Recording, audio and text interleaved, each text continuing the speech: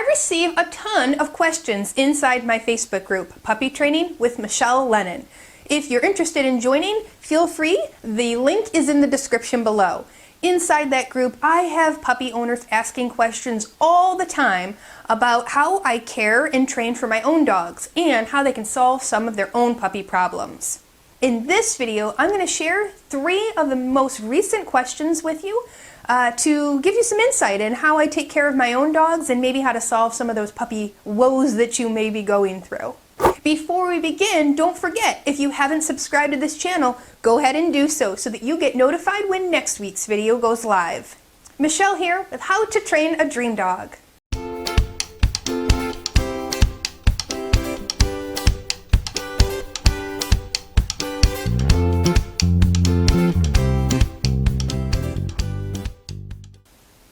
All right, let's get started.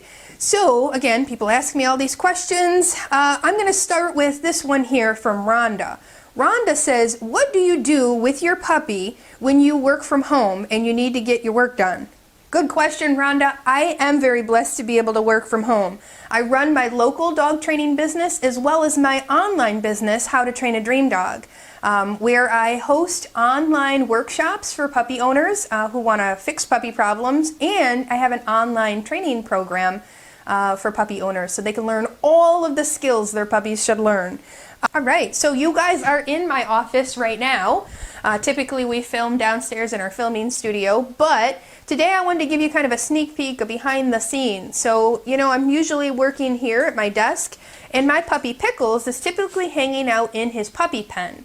And if you'd like to learn more about how you should set up your puppy pen, make sure you watch this video here. So when Pickles is playing, he's just hanging out in here inside his puppy pen.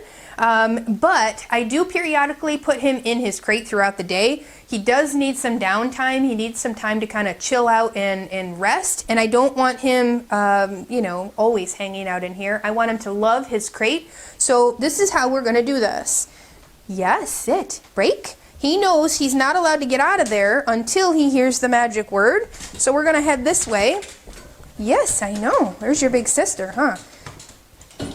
Break. Yes, you want to play with your big sister? All right. Pickles, over here. Where's your crate? Yes, very good. Pickles knows how to go to his crate on command. This is definitely something you guys can teach your puppy to do. So I periodically put Pickles in his crate throughout the day so that he gets used to it, and then it makes the nighttime routine a lot easier as well. So if you're interested in learning how to get your puppy to go to their crate on command, make sure you watch this video here. All right, so our next question comes from, let's see here, it comes from Patty. Patty says, how do you get your dog to stop jumping on guests when they come in the door? Ooh, that's a good one, Patty. All right, so first and foremost, I'm going to get Pickles out in just a moment and kind of go through what we do. However, I want you to keep in mind what I'm going to show you is a very quick fix, and it's not the lasting result that you're going to need.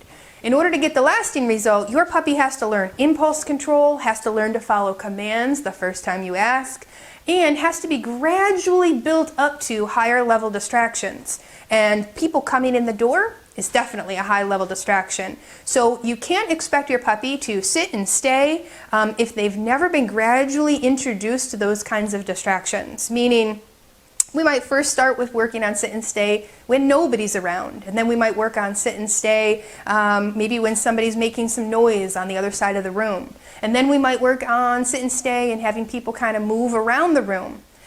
The door would be the last place that I would work. I would work on teaching my puppy what I want them to do and where I want them to be before we actually got to the door and before I had people coming in. And then I might work up to, though, having people that my puppy's familiar with maybe stand at the door, jiggle the door handle, and still maintain that sit-stay with my puppy. And then eventually the people would go out and come in, and we would teach them that they can't pet the puppy until the puppy is calm. And that's something I want you to keep in mind. Don't be afraid to tell your guests, don't pet my puppy until my puppy is sitting or until my puppy is calm.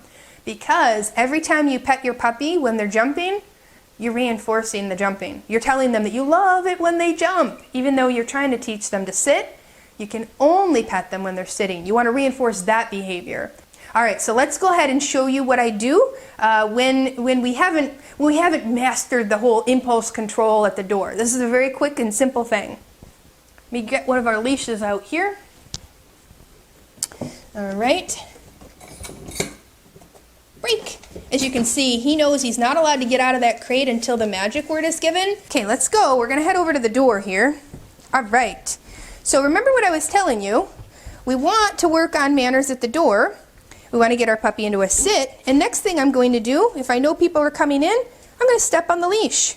Right? So we want to maintain control over our puppies. That way when people are coming in the door, they're not going to have the opportunity to jump on them. And when you keep your puppy on a leash and you can step on the leash, you can guarantee they're not going to do that. You're managing their behavior at this point.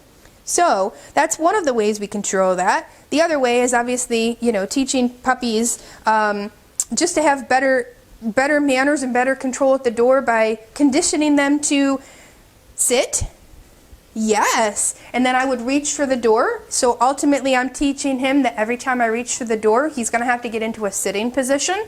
And then eventually that door gets opened. We're going to work on sits. The door allows people to come in, and he's still going to have to be working on that sit. So it's all about management. It's all about teaching your puppy what you want them to do instead. One of the things we don't want to do, we don't want to reward them for jumping. So we don't want to pet them, like I mentioned before. All right, let's see what's next on the list here.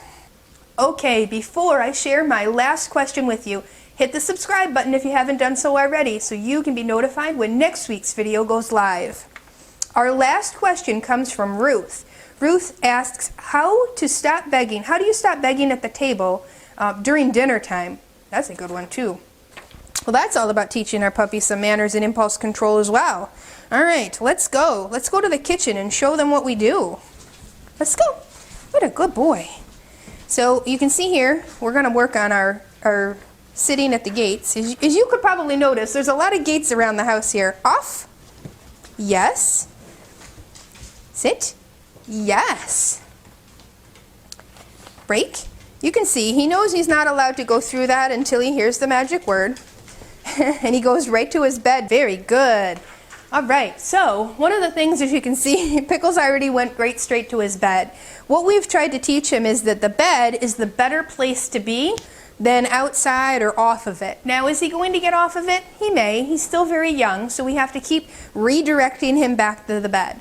And so that's one of the things that I do during mealtime, is I teach my puppy to go to their bed, and then we work on being able to step away from him and eventually being sitting down at the table or being able to eat our meals together. And I always say that somebody is going to have to be the designated redirector, because if your puppy gets up from their bed and they're wandering around, you're going to have to redirect them back to their bed. And I usually reinforce a reward my puppy on their bed, and then I tell them when it's okay to get up. Break. Yay, good boy. And then bed. Yes, very good bed. It's a little small of a bed for him. But ultimately then we are teaching him a designated spot to go so that he knows he needs to hang out there and not beg at the table. It's also very important that you don't reinforce behaviors you don't want to keep happening. So for example, if your puppy keeps coming over and jumping on you and you're petting them while they're jumping over here at the table, you've told them you like that behavior, even though you really don't. The other thing, we never want to take food from the table and reward our puppies for jumping or coming over and begging. That's how we get a puppy that constantly begs for food. If we keep giving it to them from the table, and then every time they come over and they give you those sweet puppy dog eyes, right? And you go, oh, are you hungry? And then you give them something. Now we've reinforced that behavior. Another thing you don't want to do, you got to be very careful of, is if they come over and they just keep nudging your leg. They just keep bonking you in the leg.